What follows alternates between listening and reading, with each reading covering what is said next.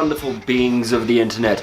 Brandon Valentine here, and this is 5 guitar habits you should avoid. In this video I'm going to take you through 5 habits that I've seen plague guitarists and hold them back from rocketing into their potential. Without further ado, onwards. Habit number 1.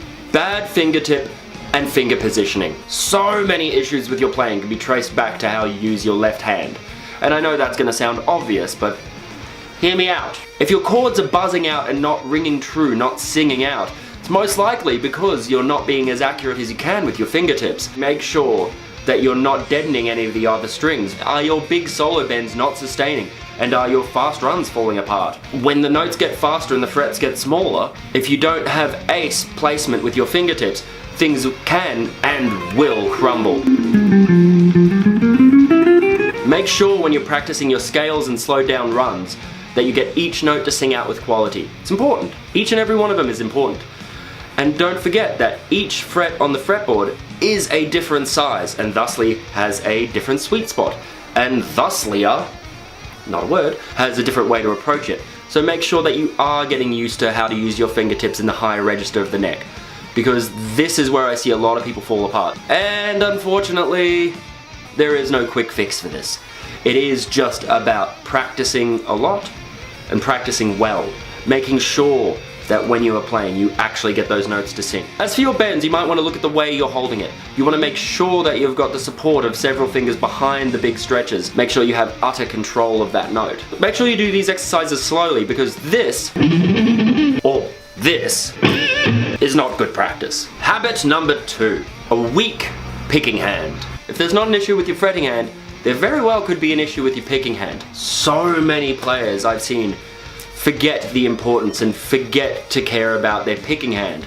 And with that, fluidity and detail and nuance really start going out the window quickly. The right hand is so much more important than most people give it credit for. You also absolutely should not be afraid to do really boring as hell picking exercises that will teach you different types of picking methods and when to use them, because bad picking habits are really hard to break, and picking habits are quintessential for the type of guitarist you become. A good grip on picking techniques are going to allow you to have really nice fluidity to your playing, accuracy when string skipping, sweeps, arpeggios. This is all imperative to your right hand. And I know it sounds obvious, but yet here I am, having to say it, having to mention it. Why won't they listen, Brandon? And that's only talking about lead playing. A weak picking hand is never more obvious than when someone's playing rhythm and trying to lock in with a band. Your picking hand is paramount to how tight you are as a musician.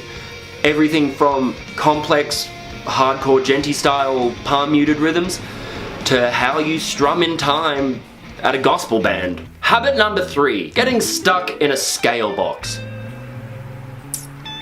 This sounds like something that happens to a reptile worker. So you've gotten a good grip on some tasty scales and you're starting to write solos and explore that realm of guitar, but you're starting to notice all of these solos are based around the same shapes. Shapes that are suspiciously similar to the scales you've just learned. You, my friend, might be trapped in the box. The scales box is what I refer to as being stuck in a scale, where all your solos and lead playing is based off the scale shapes, whether it be a pentatonic, harmonic minor, Phrygian dominant, whatever it may be.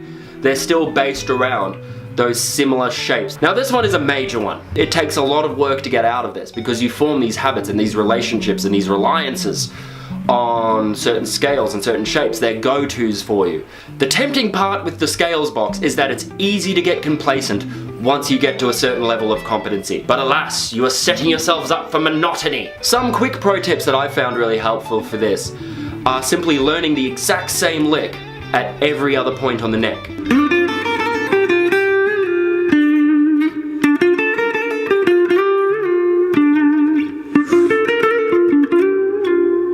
Also, another little exercise is to go up the scale one way, but back down another.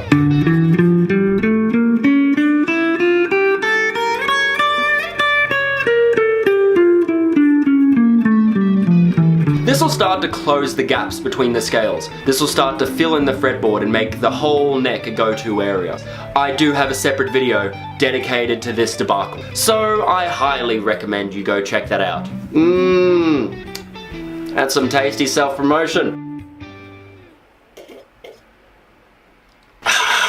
Habit number 4. Practicing too fast. Patience, young Padawan. I've seen far too many guitarists get so excited about the prospect of playing fast that they sacrifice all sense of quality in their notes and their note choice to do so. Far worse than this is that they get bogged down as players because they feel that they have conquered all with speed, and they stop their progression as a player because they refuse to slow down and analyze their playing and take some steps back. Very quickly leads to sloppy playing, sloppy technique across the board. And I'm not saying don't play fast. I'm a lover of playing quite fast, but you must have the quality technique behind it. Even if you're playing fast as hell, people notice if your notes are singing or not. People notice. So slow it all down. I know it seems like a boring old man thing to do. My little piece of advice for this is play with a metronome, so you can still keep the structure of the runs or the songs that you're playing. Just slowly bring the speed up. Or even better yet, if you want to take it a step further and we're learning a solo or a lead part, record yourself playing it slowly to a metronome just on your phone, so you have created your own backing track for the solo that you're learning, but at a reasonable speed. This reminds me, I have an honorable mention for bad habits. People never learn what is behind the solo. You absolutely should do this, so that way you can fully appreciate the relationship between lead and rhythm. And also, if you learn the rhythm first, you'll have a better idea of what keys and scales are appropriate, and so you'll learn the solo faster, more accurately, and more intuitively. Screw it! I have time for another honorable mention. Gear does not make you a better player. People put too much stock in gear instead of the hard yards of honing your craft, spending days upon weeks perfecting the perfect rig when there is still some basic work to be done at home between you and your hands. Don't get me wrong, I love guitar gear. I partake in guitar gear to a ludicrous amount. I have too many guitars, but yet never enough.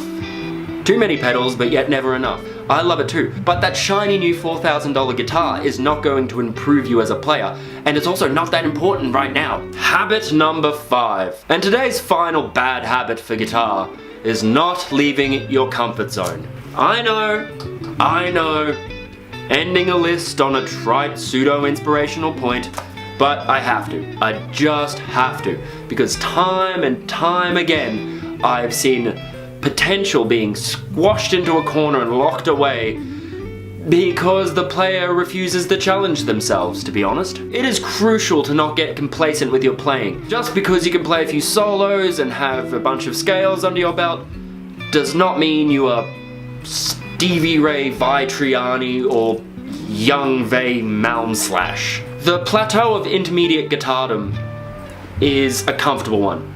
It's easy to sit yourself down and go, I've got this, I'm a good player now, and that is that.